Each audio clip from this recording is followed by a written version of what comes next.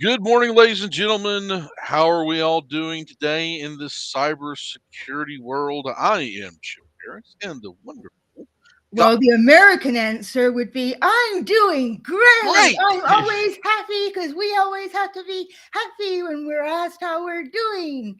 The honest answer is, I feel like crap because I didn't get enough sleep last night. I'm terrified. I'm absolutely terrified about how I'm going to pay my bills and Well, the being good evicted. And you know what? You know what, Chip?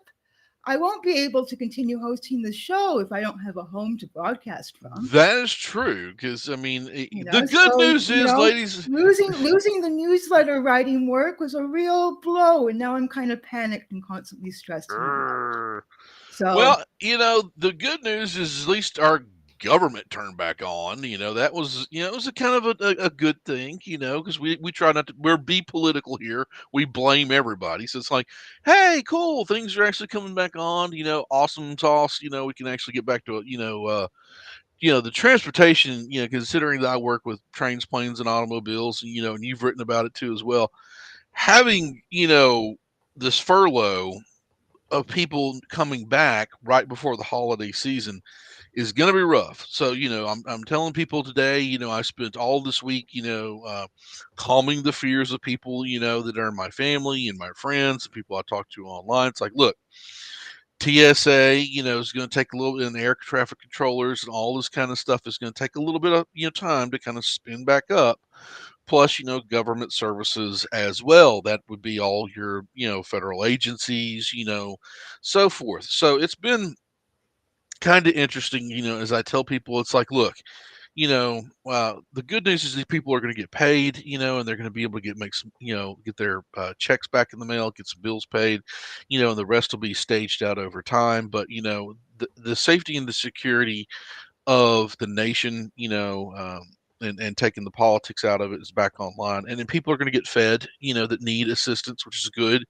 You don't want people to starve, and we're one of the richest nations in the world. And for some stupid reason, we can't work this shit out. But, eventually it's going to be, back on the road, hopefully to success. there'd be a lot more money and food for poor people if it weren't for tech billionaires. Oh yeah, yeah. The techocracy or techocracy, as they call it, is getting stupid. But For one what thing I want to talk about is in the news that actually happened is we've had Azure go out, AWS has gone out, and now Cloudflare's gone out because it hit me yesterday like a brick wall. At work behind me, as well as on my personal computers, the rolling blackouts that had happened because, well, half the internet kind of turned off yesterday. can you suggest any alternatives to Cloudflare in case people want redundancy? Right, don't put all your, have some And that's a on-prem. question, not hypothetical. That's like, Oh yeah, yeah. Put your stuff on-prem. Make sure that you got some kind of on-prem backup. For your intranet service, not I internet know, but service. what can be an alternative to Cloudflare for like DDoS prevention? It's depending on what you want to use. What kind of Kool-Aid you want to drink. There's plenty of them out there. And I'm not a sales guy, so as I tell people, it's like if you want to look at something to prevent, did your backups in the cloud go down that you actually had staged within their services? What's your redundancy from that? So, I mean, it's really, really what you put into your DR plans. Like, oh, if we lose the cloud, what do? Most people don't think of it in those terms. It It's sounds like, like there isn't an alternative to and Cloudflare for its exact application then. yeah, and that's the thing is there's really not. It's like kind of like you got three choices to choose from. Which one do you choose? So it's like A, B, or C. So it's yeah, and we experienced some of it yesterday. At the Port Authority, we're kind of like going, "Why is the internet going all wonky?" And I went to Down Detector and I started taking a look, and I was like, "Oh, something is amiss here. I wonder what it is." Well, they haven't come out and said what it completely is yet, but they're getting there slowly but surely. But services are still pretty brittle right now. So I I am frequently on the dark web and I'm used to the alternatives that they use on the dark web, which isn't obviously just like Cloudflare. It's like yeah, it's really, really, really super creative captchas. yeah, Really, really super creative and involved and complicated and but so it works. That's You know, I, how darknet markets and whatnot try to mitigate DDoSs. oh yeah, I completely understand. And the other thing though too was Monday, which this is really kind of the thing that kind of blew me away, and I take this with a grain of salt, is that Microsoft over the past 15 to 20 years has been working on this problem, that's now kind of filtered into quantum computing, which I think is awesome.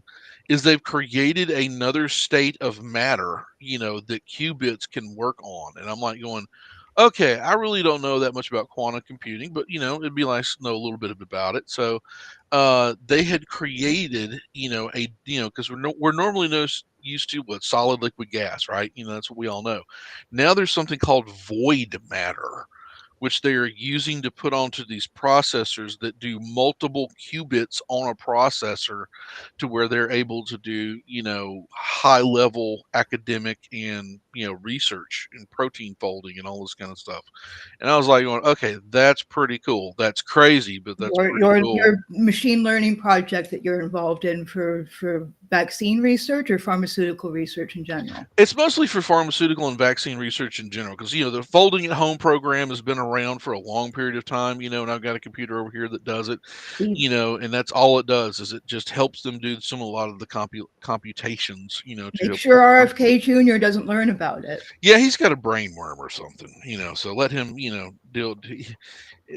Dude, I have dealt with a lot of people in politics, and I have come from the healthcare world and the retail world and the OT world and everything.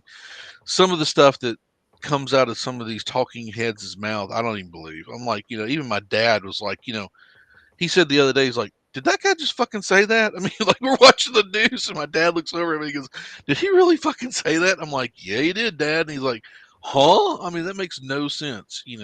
For what But it's worth, I hate 100% of politicians. yeah, I have no love for them. I mean, like every hacker, we all kind of take it with a little bit of grain of salt, for whatever they say.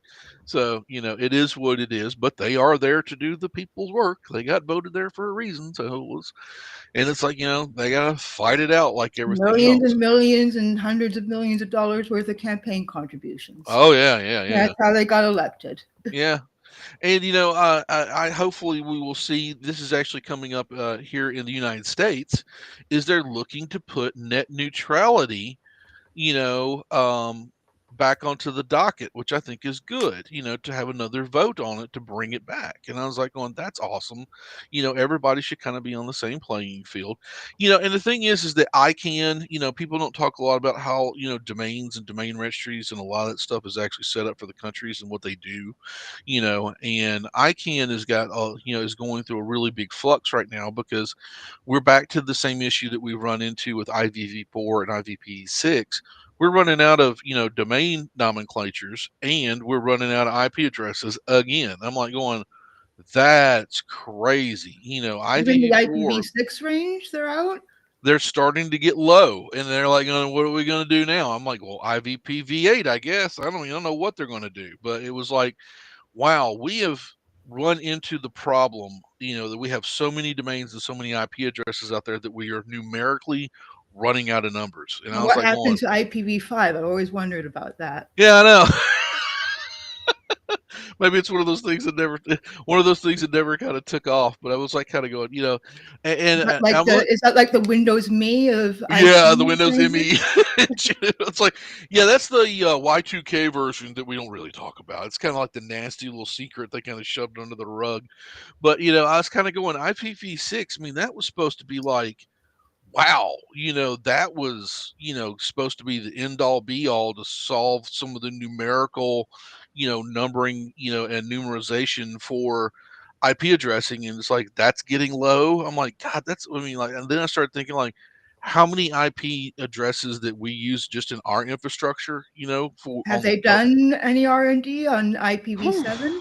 I don't have a clue. And I was kind of wondering about that. I was like going, wow, that's interesting that, we've used up all these prime and semi-prime numbers, and it's like that to me is kind of like, wow, the math behind it, which I love math, but I was kind of like going, wow, that is a lot of analytics and math data that, we are going to have to start looking at to get more IP addresses. I So, remember in 1994, I might make some people feel really, really young, and I might feel make some other people feel really, really old. But in 1994, I was 10 years old, and mhm. I remember all the kids in our class got a special ruler that was advertised. You see, Toronto back before 1994 used to be all 416. It was all 416. Wow. I grew up with a 416 area code when I was a little kid, and Yeah. 416 was the area code for Toronto, right? Okay. And then in 1994, because of, maybe only a few people were on the internet, but it was mainly like fax machines and immigration and stuff like that. Yeah, They yeah, had like to, business applicational stuff. they had to add a new area code. So they were showing us that, okay, so now Toronto proper would be 416 and the surrounding suburbs would be 905. Oh, okay. And there is a hip hop song by, you see, there are other Canadian rappers other than Drake. So there's a hip hop song by a rapper named Maestro, who was the number one Canadian rapper in the 90s. It was called Oh. 416 slash 905. I So think it he goes used like the area codes. 416 and 905. So when I was a so then by the time I was a teenager, I had a 905 area code because I was actually in the suburbs of Toronto. Mhm. And then by the time I was in the mid 20s, that wasn't enough anymore. So the 905 suburban zone and the 416 Toronto proper zone each introduced new area codes. Huh. So my area code is 647, which is the secondary area code for Toronto proper. And then since then, they introduced several more area codes. Wow. So it's like So the yeah, and you think that, I mean, that's a lot of, like, even if it's POTS lines, even if it's old, air, I mean, even if it's digital, I mean, that's still a lot of numbers to fill up an area code, that you think about. And then they got to break it up into the smaller sections to add more area codes because there's either more population growth or there's more stuff being used. So it's kind of like, I thought about it the other day. I was like going, I looked at how many subnets and VLANs and stuff that we have, and I was like, that I'm responsible for, and the network team is responsible for, and it just blew me away, And I was like, going, wow, we got a lot of stuff that that we have to look at, based on the IPs that we had. So when we have, like, these wonderful rolling kind of blackouts that are caused by the ISPs, or Cloudflare or AWS or whatever cloud service provider, it really does affect, a lot of the back end services that people don't think about. They're like going, oh well, I have no internet for 10 minutes. Oh, what an inconvenience. But it's like when I don't sleep for 3 days because we've got to fix all the stuff that just turned off and turned on again that's not coming back on. There's a lot of work that goes behind that just to keep everything pushed forward. And it's a lot of stress, stuff that kind of goes with it and whatnot. So I always wondered about the people who work in security operations centers for major bank ATMs. oh yeah, and I want to talk to Jeff today. We got a great guest. This will be a great intro for him. Is that he works with a retail company, a major retail company, and now is the time for the season for fraud. It's Thanksgiving. The Black Friday deals and sales are about to start happening, and this is where companies kind of go into the black, for a lot of the stuff that they're doing for retail, retail sales. But it's also the time for fraud and identity theft, and I mean, the fuckery be abound, that the evildoers are going to do to steal money. It's basic greed, as I tell people. And how do companies now? Because I mean, I've been out of retail now for a long time. Is that how are they looking at shrink? Which is the stuff that they lose, stuff that's shoplift, stuff that's stolen or damaged or whatnot. How are they handling that? In the digital environment now. As well for risk management, quality control, and just overall fraud. Because I mean, the last company I worked with that was in the retail space was Williams Sonoma. It's great company, great people, loved them to death. Smart people that made really bad decisions, especially when it came to loss prevention and shrink and identity theft and all this kind of stuff. And I mean, I was working with them, to kind of get all that situated. But, they're a cookery company. They sell cookware, stuff you use in your kitchen, mixers Isn't and it kind of bougie too? Like I've looked around the yeah, it's website. kind of bougie. I mean, it's just, but you pay for what you get. I mean, they sell like Le Creuset, which my wife is like addicted to. I mean, and it's like French high-end steel, cookery in it. It's, crock pots and, pots and pans and stuff like that. And it's like, man, that's a $200 pot. I mean, it's like, it's expensive. I didn't get a kitchen with proper like pots and pans and stuff until my late 30s. So, Yeah, I was kind of the same thing. I was like, yeah, I can get this at, whatever. I used like my mom's stuff that she gave to me because she bought a new set.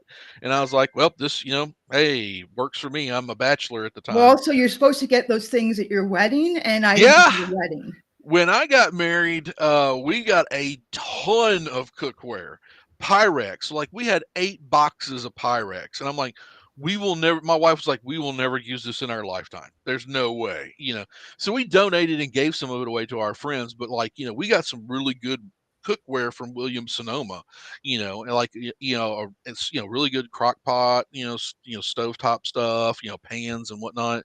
And then I was like, it's not that bad. I mean, I'll go. We went to a Williams Sonoma store, and I was like, going, dang, that's like $200 to $300 for like one thing. But it's kind of like Lodge. I don't know if you heard of Lodge. Lodge sells steel cookware. And Uh, Toronto has a few Williams Sonoma stores, but not a single large store.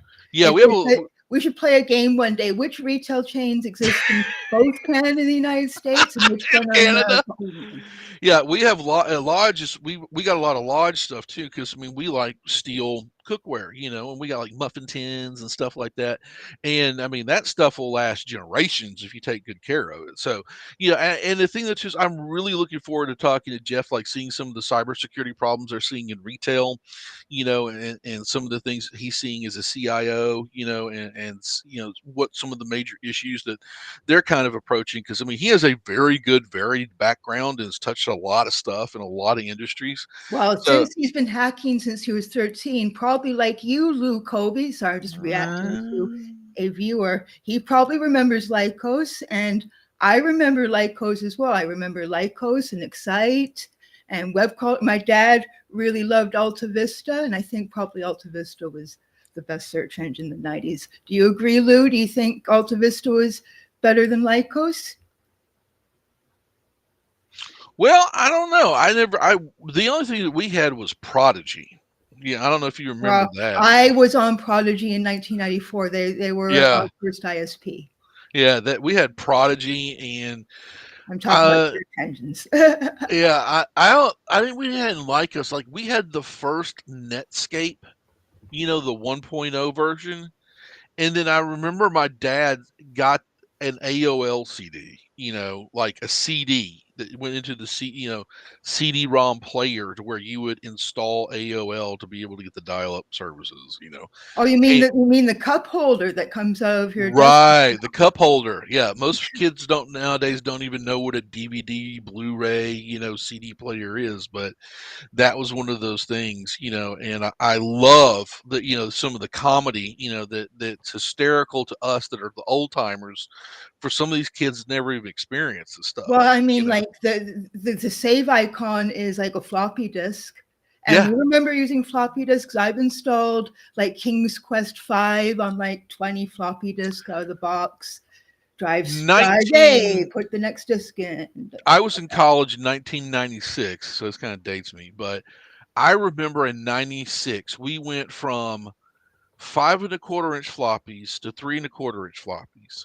And then by that fall, we had zip disk and jazz drives.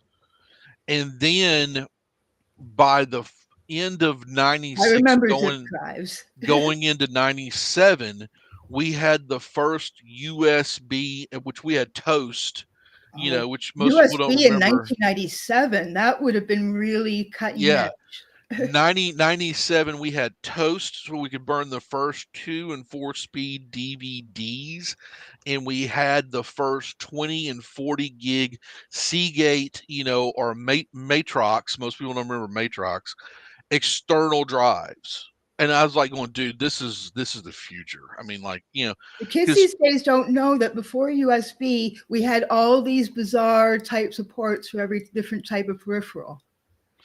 yeah, so that's one of the things, like we see this emergence of technology, which has just completely blown us away, and that was within a year, like and then we had Firewire, like Apple people, we had Firewire, which was interesting, and pretty cool. It's before Thunderbolt or any of that kind of stuff. So, it's one of those things I tell people. I was like kind of going, you kids don't even understand how fast it grew within a Honestly, I'm almost two prejudiced year against span. Thunderbolt because I always prefer open standards.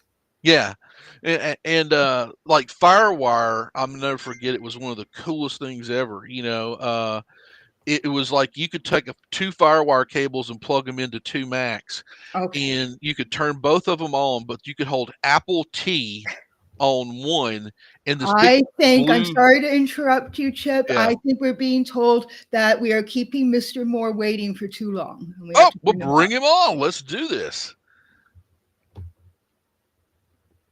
Eh, is he coming? Yeah. There he is. Oh wow! What a nice Hey, mother you I got am not there. complaining. I'm just going down memory lane like you guys. I'm like, oh, 1 second. What about those Do IR you ports? remember Lycos, Do you Jeff? remember I do. Lycos? Yep, I do. You remember Prodigy Online? Oh You know yeah. what? The point is, I go down AOL. I remember getting actually Netscape, like not even version 1, right? When we first Wow. had to do it over a modem, and then somebody would pick up the phone, and that would stop downloading, and have to redo it again. You know. Yeah, I told my mom one time, I was like, hey, it's 2 o'clock in the morning. Don't pick up the phone. I'm about to download Linux. And it was on 3 1/4 inch, old. Yep. And I had like 40 of them. And I was like, push one in, and then I'd take another one out, put another one in, take another one, just so I could download Linux, onto, external disk, and then like we had the bootable, had to do the grep commands to Yep. be able to get it to work, Was and that it was like like, purely the kernel, or was that yeah, like Yep. it That was was like Gentoo or something? the first when Linus Torvalds, released it. yeah. It was like a 40 disc, 3 1/4 inch drive, installer, and they sent you instructions, when it was all, word Mhm. text, there was no icons, there's no GUI anything. I mean, it was like straight shell until you downloaded the GUI interface for it. So it was like a step by step process you had to go through.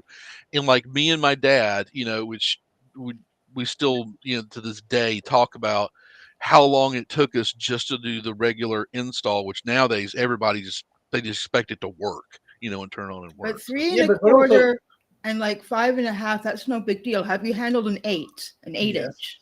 I. Yep. Well, that's what she said, but okay. yeah, Um, but honestly, at the European Space Agency, we used to have floppy disks this big. Yeah, because yeah. it was the 8 inch that were used in the server room, right? Yeah, exactly. We had a PDP-10 reel-to-reel tape drive in my house, most because my dad had to save his work, that he was working on, and we had the old reel-to-reel, which you see in older movies nowadays. These kids don't even know about. Yeah, it was spin one way and spin Yep. another and whatnot. Yep. But my dad, I was like, oh, I could. It would literally shake the room, and it was kind of like, oh, Dad's saving his work from work today. I can hear the server, the PDP-10 just Yeah. So cranking we're away. all dating each other today. So you started hacking when you were 13. So Yeah. which decade was that in? Fuck. That was the 80s. That was the 80s. 80s? Yeah. Okay, I'm the youngest person here. Then I apologize. Yeah, I was alive in the 80s. I started in '92, and there was only one Starbucks in Memphis, Tennessee. What's Where a I was Starbucks going. back then? We didn't even know about that. Even those years in Europe, we didn't even know about that. Yeah. And it tickles me to death was like every hacker in the city used to meet at the Starbucks airport in Memphis, Tennessee, because they had free open Wi-Fi because they didn't know what they were doing, back then. And every hacker would meet there on Friday night, and we would drink coffee, and it's like a big swap meet. We would exchange programs and tools and talk about what we're doing in computer science, and hey, let's go hack the CIA. I mean, all kinds of crazy stuff would happen and whatnot. And they're like, "Why did y'all meet at the airport?" Because I was like, "Dude, there's terminals everywhere, so we could scatter if the cops ever came in." Yep. And they would never know. Like we would literally disperse, and they would never be able to catch us. So it was kind of a safety net for us because that was like the only free open Wi-Fi that was like DSL driven at the time, so it was like a T1 line. So it was like everybody's like, ha, ha, ha, we're downloading stuff for days, so. But I want to talk about what you've been up to, some of the hobbies, some of the things you've been into. Give us a little background and history of yourself, sir. Oh well, I can date myself as well there. Still play around with old computers, all the way back to the Big 20. That's part of the hobby, right? I enjoy playing with computers, traveling. Security is my hobby, to be honest. Really? Yeah. Still do research. Don't have any of those big disk drives anymore, but still have a USB stick.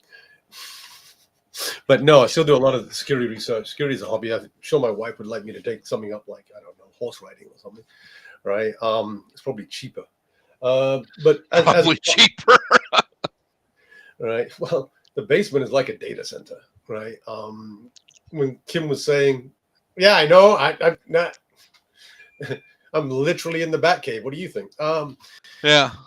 But it's for me, a lot of hobbies is actually what we're doing right now, right? Talking about security, doing security, going down the old people's home down here and telling them about security, and actually having them call me up when their sons get hacked, which is kind of funny. But it's good. I mean, there's a lot of small things. Travel is good. Diving, cooking, Mm-hmm. right? You know, at the age of 16, I was supposed to go to catering college, and my dad gave me an option because he was moving to Germany from the UK at the age of 16. I was Mm-hmm. like, it's simple. Do I go to catering college? They put me up in a boarding school, or my dad says you can travel around Europe for 2 years. 16-year-old going to make that life decision. I'll go with option number 2. Correct. Well, I mean, it's not permanent. Like, it's not like you're making a decision that will mess you up for life, maybe, right? It's not like I'm going to get cosmetic surgery at 16. Yeah.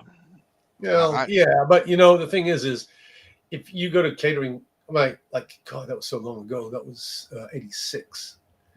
Yeah, it was 86, right? All right. You went to catering college at the age of 19. You're already coming out of it almost straight away as half a chef, right? Wow. My wife always teased me that could have been the next Gordon Ramsay. I don't think so. I swear more than him. I swear. Same here. I kind of have to watch what I say sometimes because, and I'm very interested because, like, I know if you want to tell the company that you're working for, I know that you're working for a major retail chain right now. No, I'm kind of actually pivoting right now. So I'm just okay. Another, what do you call it? But it's to another major retailer, right? So yeah, so we'll keep that under wraps for a while. That's fine. No problem. No problem with that, sir. We totally give you anonymity for what it is that you're want to talk about. Also, but you don't get in trouble by certain companies as well. Right. Lawyers are always listening. I found Mhm. that out over the years. But one key thing that I wanted to talk to you about is, what are you seeing in the cybersecurity world, in the retail world, which I mean, I haven't touched in long periods of time, when it's dealing with fraud and identity theft, because we're getting towards Thanksgiving, we're getting towards the Christmas season, and I tell people white plastic crime, goes through the roof, identity theft Yep. goes through the roof, Yep. and people start getting money stolen, left and right. And, a company will never call you to get you to put stuff on gift cards. A No. company will never call you to, the IRS will never show up at your house ever. They'll give you a letter, but they're never Yeah. going to show up at your house. Normally it's And the they FBI pray, showing up. yeah, and they will prey upon the older generation, Yeah.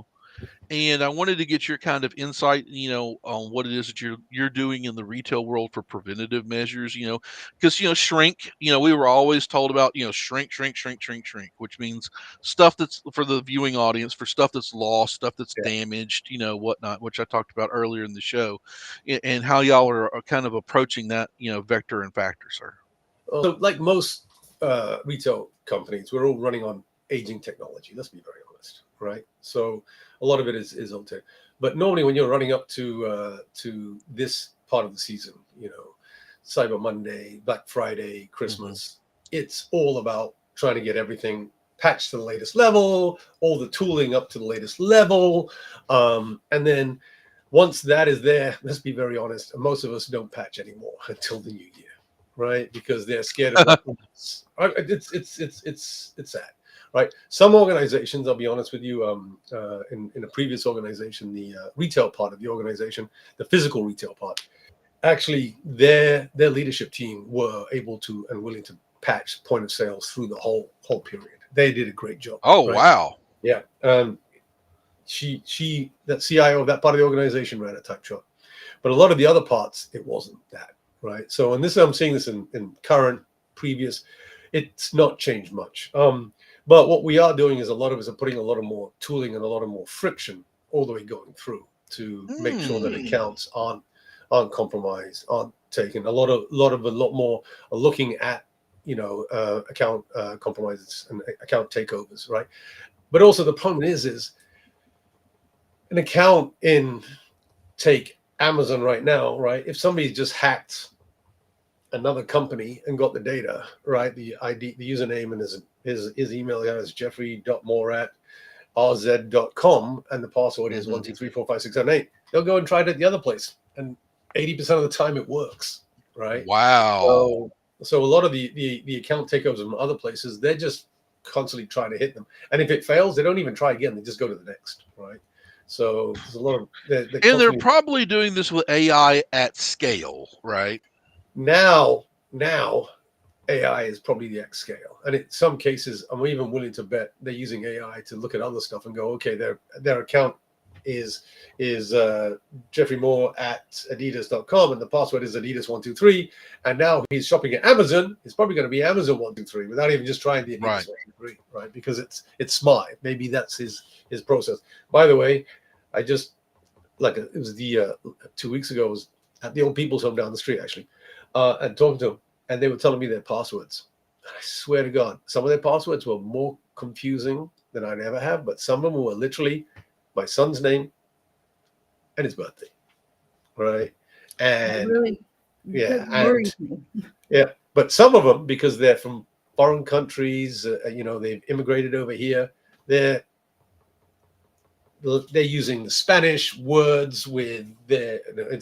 It's really a lot more. I was like, wow, okay, that will take a while to break. I'm sure there are rainbow tables that are in dictionaries and whatnot that have lots Yeah. of I mean, large language models are getting a little bit bigger, every day. but you've got to think, right? A lot of these people, those passwords are very limited area of what do you call it, of blast radius. But my biggest problem nowadays is every phone needs a Google account with a password. And that's the passwords I've made for them to make the changes. There's your account for your phone and all that stuff needs to have the biggest password. Because that's where their main thing is, right? But I'm gonna really brag here, and I apologize. I use you know what my phone operating system is? It's Graphene OS. Oh, nice. Now, it is indeed a fork of Android, but it is possible to set up a Graphene OS phone without logging in with a Gmail account. I hate to admit it. Okay. I have a Google Pixel and a Google Watch. I've sold my soul to Google and Alphabet. It's easier for my family, because my wife's got a Google phone and we all have, Gmail accounts. Windows phone. My black phone is somewhere in here as well. So are Windows phones still usable in any way? I guess they still work, but I use it for a lot of the house automation I have running. Okay. That's cool. Do you have a Zoom? Use it as a surveillance tool. My wife literally cried when she had to give up her Windows phone. I miss my Windows phone. That and Cortana, to be honest with you. Yeah. Yeah, and the thing though too is what happens. The technology changes and evolves, and Exactly. planned obsolescence. Trust me, I worked for a company that's kind of starts with crapple, and their 5-year plan, and I was there when Steve Jobs had come back, and I had met Steve Jobs before, multiple times. And it was like we're going into the phone industry. And I was like going, what? It's like, well, they're about to introduce this thing called an iPhone. And they want to get 5% of the market because they get 5% of the market. They're looking at billions of dollars they're Really? raking in, but then the phone will only have a 5-year lifespan, and then we'll have another phone come out. And then once we get them hooked, they're stuck because they want to use the phone, then they want to use the laptop, then they want to use the Surface, and then they want to, get the Power Mac, cheese grater, $60,000, computer that they buy that's proprietary as hell, whatnot. And I was like going, and their business practices were evil. I mean, I was sitting in these things, these boardroom meetings with people, and I'm like going, this is the most evilest, darkest shit I have ever heard come out of people's mouths that I've ever heard So in my you entire met life. Steve Jobs. So you would make a lot of people envy you. But one of the rumors I heard about him was because that for a long period of time he was a fruitarian, and Yep. he believed that because he only ate fruits, he didn't need to bathe. So apparently he stunk really badly. Yeah, You he know was a him? BO kind of guy. And the thing that too is people don't realize Steve Jobs was an asshole. He Yes. was. He was not some god, or messiah as the cult of Apple has made him out to be. He was just a normal guy that had normal problems like everybody else. He was kind of he was kind of an asshole, but he expected and wanted these things done. He was just kind of like me. If you're not liked, sometimes in this industry, we understand completely because guess what? You might be the hero in one story and the villain in another. That I even put that in my book. There are no good guys, in this story. Not even me, because it's one of those things you have to deal with, and there's people that are just like me that just want to get shit done. Simple as that. No more, no less. Just get shit done. So that was some of the business philosophies that I've taken, from my stint there, and then I walked away going, I will never own an iPhone. I will never own an iPhone. I'll never have. There is not one Apple device in this house. We ban Apple devices in this house, just because I know the evil that lurks behind that Unix code. And it's like, Oh no, it's not no. Unix code. They don't call it Unix code. You know that. They wrote all that stuff from scratch. Come on, you know that. Shit. This laptop I'm Yeah. using right now, Kubuntu and Graphene on my phone. I have no Microsoft, no Apple.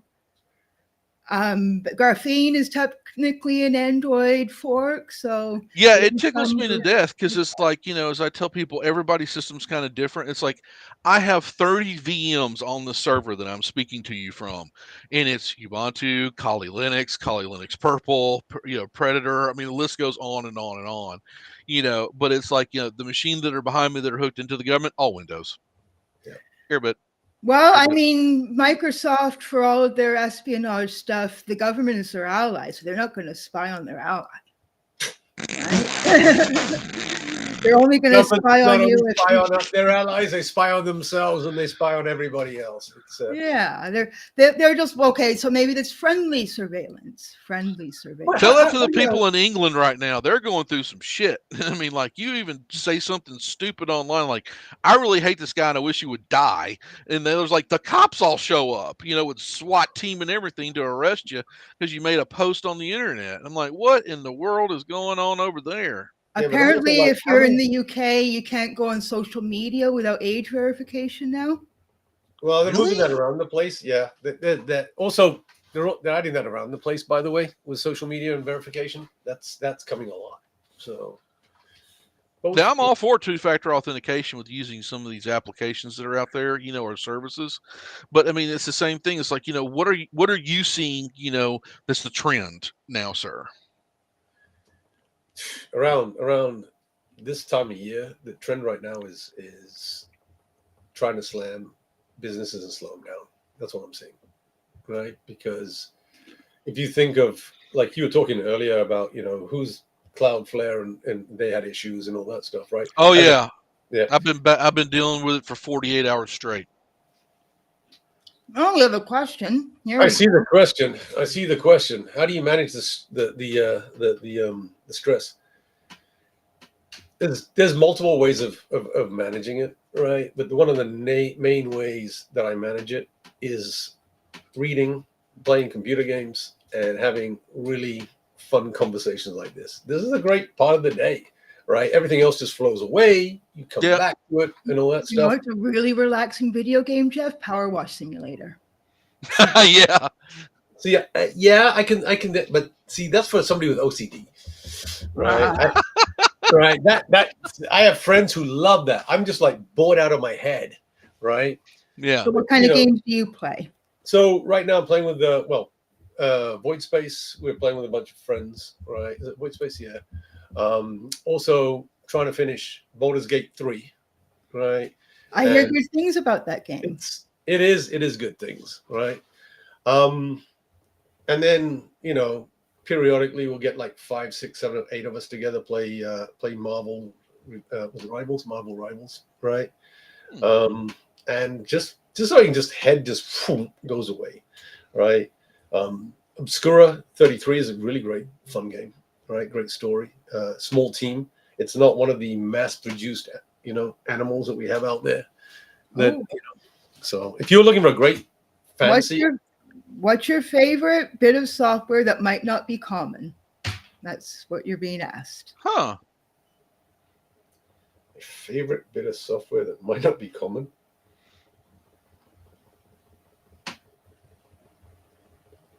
Wow. Let me come back to that one.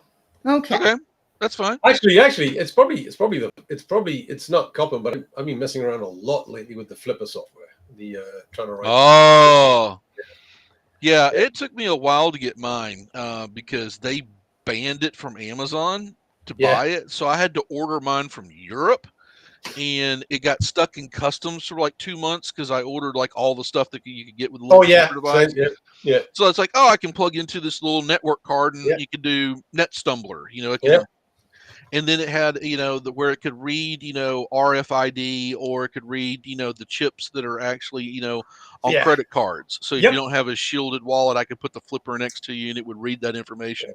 I was. And they went nuts. They're like going, "Why are you buying this? Who are you?" And like customs actually sent me a questionnaire I had to fill out, and I had to do an online little interview to get my flipper device. I'm like going, dude, I am never getting rid of this thing because all the crap I had to go through to get this. Yeah. And I was like going, is this even and I was like going, have you ever heard of wave bubble? Yes.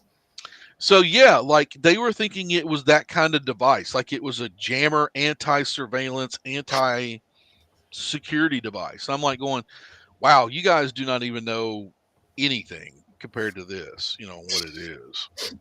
But what's funny is I was on a cruise ship and I cloned my key in a heartbeat, right? Just there was Yeah. almost no play. So I asked the cleaning attendant, right, if I could borrow her fob, right? And after Hackers be hacking. trying to think about time, it must have been about 15 minutes, like everything. I had every room on the ship on that fob. Wow. Every room. Was it all web, or did they have WPA1 or something? Oh no, it's just a pure NFC chip that's just. Yep. Okay, but the Wi-Fi on the cruise ship. No. This was just for the doors. This was all for the doors. Doors. Okay. So he could get into like maintenance. He could get into everything. I mean, he Yeah. could just walk around the ship, no impediments whatsoever. Exactly. Like, yeah. And as long That as you had a is clipboard in your hand, scary. walk around the ship, you can go anywhere with a clipboard. Trust me, on any place. Clipboard is your powerful weapon. I've done Yeah, physical I've been- attacks like that. Yeah. I'm not too surprised because cruise ships, the culture and industry of cruise ships is very not very safety first, and choosing which flags to fly according to all kinds of. They're floating hotels. That's what they are. Cities. Oh yeah, I'll give you that. Yeah, I could go for that one. You could. I play Warhammer 40K. I am I paint and I I Yeah. paint miniatures and play tabletop battle games, and I've been doing that since 1994. That's my jam. Has been my jam. I got multiple different armies, and I like to airbrush and I like to paint, Right. and I've got friends that have motorcycles. And they're like, "Hey, can you paint my fenders and my tank for Oh me?" And I wow. So can do you it, no are in the problem. middle of the country. Where's your nearest games workshop? It's actually in Memphis, Tennessee, where their actual distribution headquarters is. Oh, So wow. it's about 90 miles from me, and I can go in there and it's like literally the crack addict going into the crack store. And it's just watch your paycheck just go away. And my Let me. wife kind of has to like regulate me, when I go in there. She's like, "You got a $200 limit. That's it. No more, no less." So, So that's almost as expensive buying as her, crock pot. oh yeah. It's just about like her cookery, because she's really into cooking and kitchen stuff and whatnot. And it's like going, wow, this egg beater costs like fucking $40, compared to my $40, fucking little miniature that I just bought, So Yeah. Well, yeah, and in her mind, that egg beater has a purpose. Your 40-minute miniature doesn't. yeah. My wife goes, the reason she goes, I would much rather you play with little plastic men than be invested in cocaine and whores. And I'm like, okay, that's good enough for me.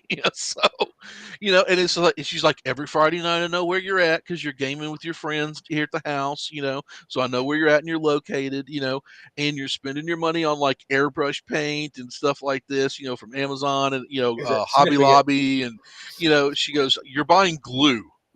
Not it's not wrecking the world here that you're spending your time. And my daughter's really into it too, Oh, that's because awesome. I've got a 13-year-old daughter.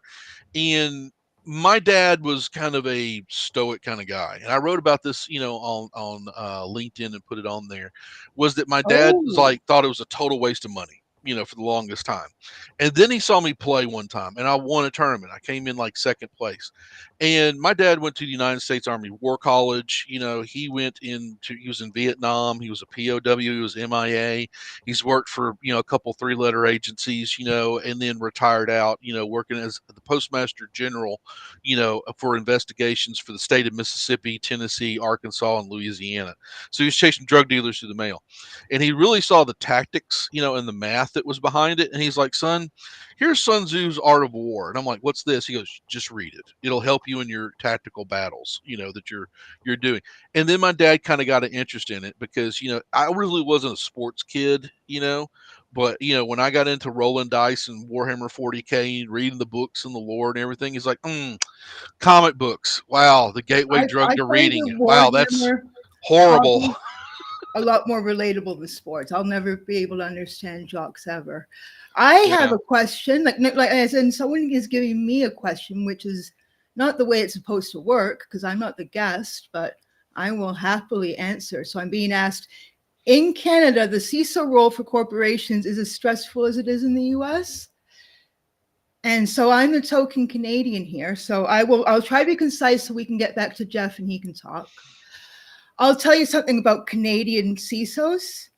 Canadian CISOs are always in charge of enterprises that have their own SOC, and a Canadian SOC is different from an American SOC. So, like Really? Canadian football, for instance, the football field is larger than American football. A Canadian sock is an igloo with Fred Green walks in a flannel shirt, and then Bob and Doug McKenzie follow him. And then they set up what we call the beaver dam. So the beaver dam we construct in the middle of the sock, and then you go and you fetch some maple syrup and you pour it into the beaver dam. And then if someone's trying to hack you, Celine Dion runs into the sock and starts singing "My Heart Will Go On." And this is what we're trying to keep from you Americans, so you don't catch on at how we do things in Canada, eh? But a hoser, coo, coo, coo, coo, coo, coo, coo. There we And go. I'm taking a guess that the CIO comes in riding on a moose, right? No, no, No, no, that's no. what the Canadian Mounties army comes in ride. on the moose. The They come Mounties dressed. ride moose. The CISO rides a polar bear. Come there, This is the best. please. Oh, this is the best show ever. This is great. You know what? You know what, Kim? I think, right, next DEF CON, we need to replicate that. That would be awesome. We need to replicate that. That would be the best thing ever. Like, I welcome to will the need Canadian to sock, ask eh? our Prime Minister Jean Poutine for permission about this. Oh. Oh, that's so funny. But I'll be honest with you, stress is inherent in all of our, no matter where we are, what we're doing, right? Because first off, it takes one idiot in your company to have your company owned, right? And that's normally somebody in business who didn't Yeah, want to use the computer. or sales. Exactly. I keep telling everybody, I am the biggest salesman there is. I'm trying to sell security to people who don't want it every day, right? They say they want it in front of their leaders, and security is important.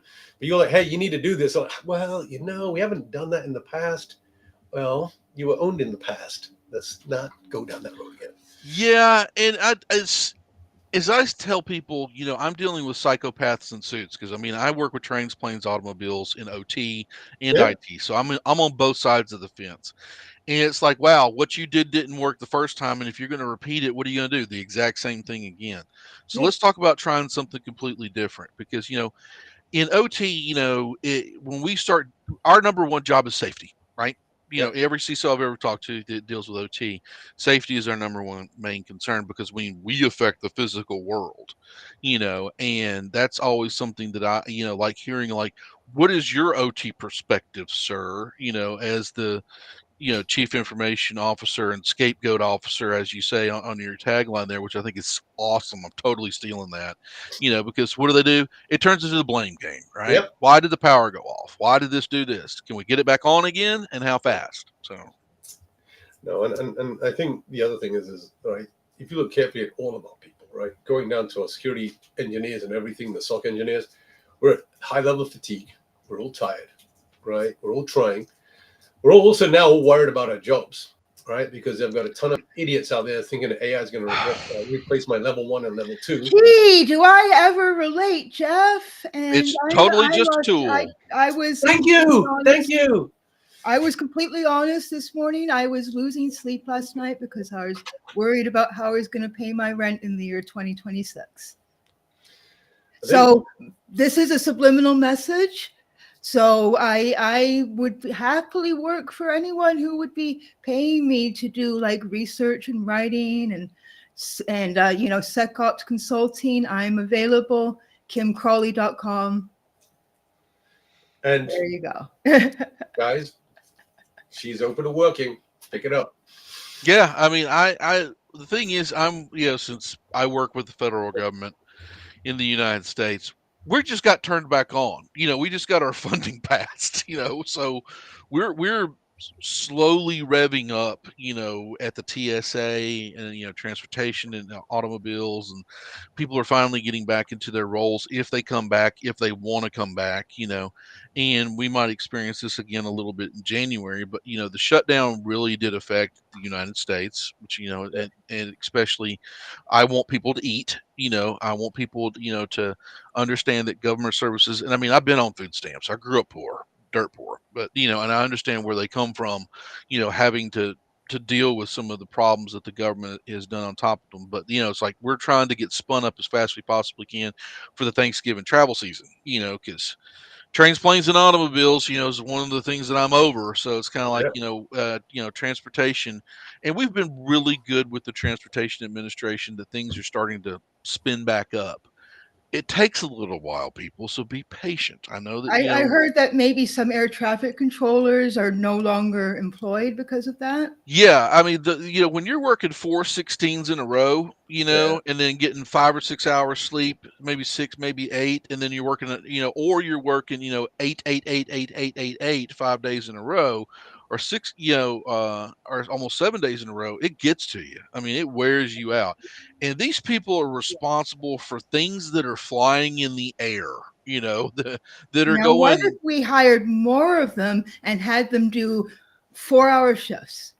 Universal 4-hour shifts. It Kim, would it's be all awesome. about money. It's all about money. If I've got to pay X more people, and that's the thing is we pay high amount of money when we buy our ticket. All those taxes are economic control part of it and all that stuff for the airport.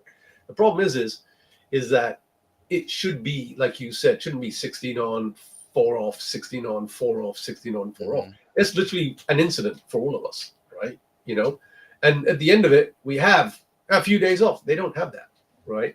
And it's one of the things happening when God, a few years ago when they had a shutdown again, and it didn't go as long as this. But what happened is a lot of the immigration people found out they made more money driving Uber.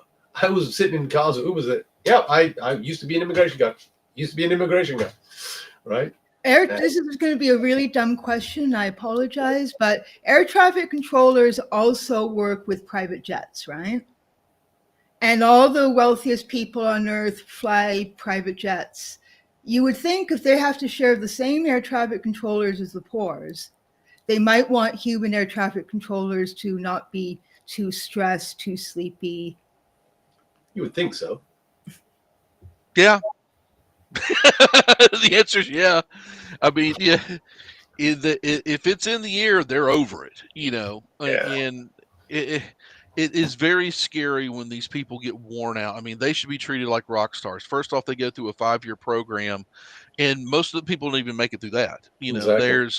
It's the same thing like us. It's very like I won't interview anybody to come to my side of the fence only unless they've had 5 years of clicking these keys kind of experience, because it's like you've got people's lives that are behind these keys. You shut these systems off, it affects the real physical world. And a lot of people don't know that only unless they've been in this industry long enough to understand what it is that they're doing. They don't have the click time, the double click time. But Chip, your environment, like a lot of it's superly complex with the high level of Absolutely. IoT, OT, and all that. So 5 years is a minimum in my eyes, right? Yep, Because you need somebody who understands the old universe as well. Yeah.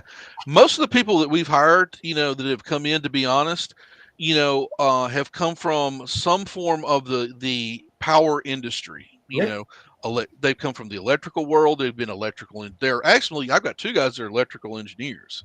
And we're bringing, get this, Kim, out, this big thumbs up.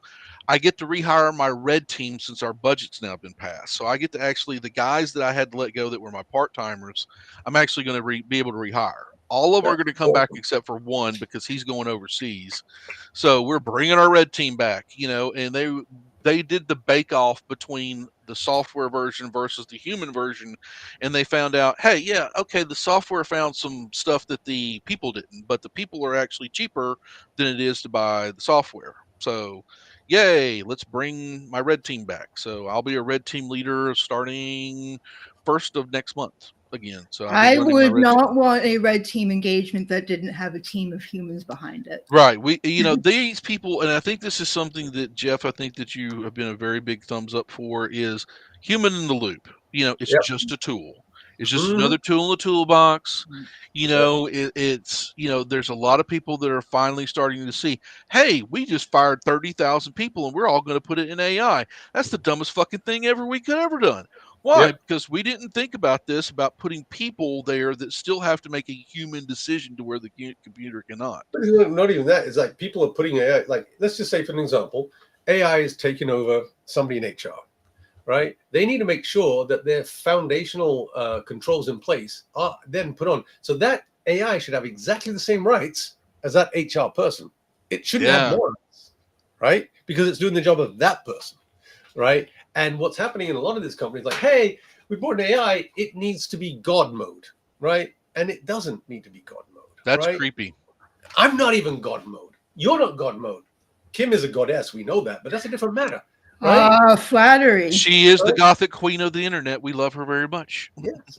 And this is where, we have a hard enough time getting the foundational layer every day in our jobs before AI.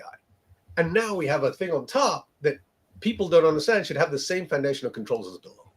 Right? So let me ask you this. If you have HR as, a computer HR AI bot program, and you get sexually harassed, how do you arbitrate all that? I mean, like, how do you, like, say you want to argue about your benefits, right? And you got to argue with an AI. I mean, dude, that is the most demeaning thing on the planet. What was it? IBM laid off, like, what was it, 30 or 40% of their HR because they said that AI can take over it, right? I mean, famous last words. Yeah, but my question here is HR are supposed to be people who are in the loop for people, Right. It's so funny because have you ever seen it? I think this is a meme that goes around in hacker circles. There was a presentation, they did a slide, IBM did a slide presentation, IBM specifically. I think it was like 1978 or something like that, that said that computers cannot make a management decision because Yes. they're, Yeah, I remember that. Now you mention it. Yeah, I do. But so but it comes down IBM sure has changed their values since then. No, it's a balance. Thanks, Mike. It's a balance, right? To be honest, on what we should be using AI for. One side, there are things that I think in security is great for, and that's like data analytics, data gathering, and all that stuff. Oh yeah. Right? And also data loss prevention. He can go through all your data and say what's going on, and in there, that man and woman and everything can't do that, right? But if we keep going down the line, like one of my friends, he got as a not even an A round, he got seed money, $36 million to build a company with AI to do the level one, because we don't have people to feel in the level 1 jobs and the level 2 jobs. We do actually, but now we're going to have this take away level 1s. How do I start building a pipeline to have my level 2s or my level 3s? Everybody in this call right now, and probably in this chat right now, has had a history of learning to get where they are today. Absolutely. Right. And I'm talking, and my friend is like, look, Jeff, it's all about education. I'm like, you cannot train somebody in college or university to come out at a level 3. It doesn't work that way. No, it doesn't. It doesn't.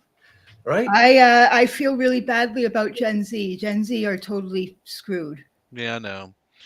Well, ladies and gentlemen, I hate to call this, but Wow. we got to start wrapping up the show. First off, sir, thank you so very much for your comments and your candor, and going down a little bit of memory road and some of your viewpoints, of what you're seeing that's happening, in the IT security world and so forth. We would love to have you back on the show at any time. Let me know. Secure Nation, has done a great job, of being our provider, for the podcast, and we love them. John and those guys, and everybody that's behind the scenes always does a wonderful, wonderful job of, getting this presented, in a timely formed fashion for us weirdos that talk about this stuff on the internet, and we would extend our olive branch to you anytime that you want to come back and speak. We would love to talk with you again, sir. Guys, you ever want somebody who wants to talk badly about AI, call me. You're not the only one. But you know what the funny thing is I appreciate everything.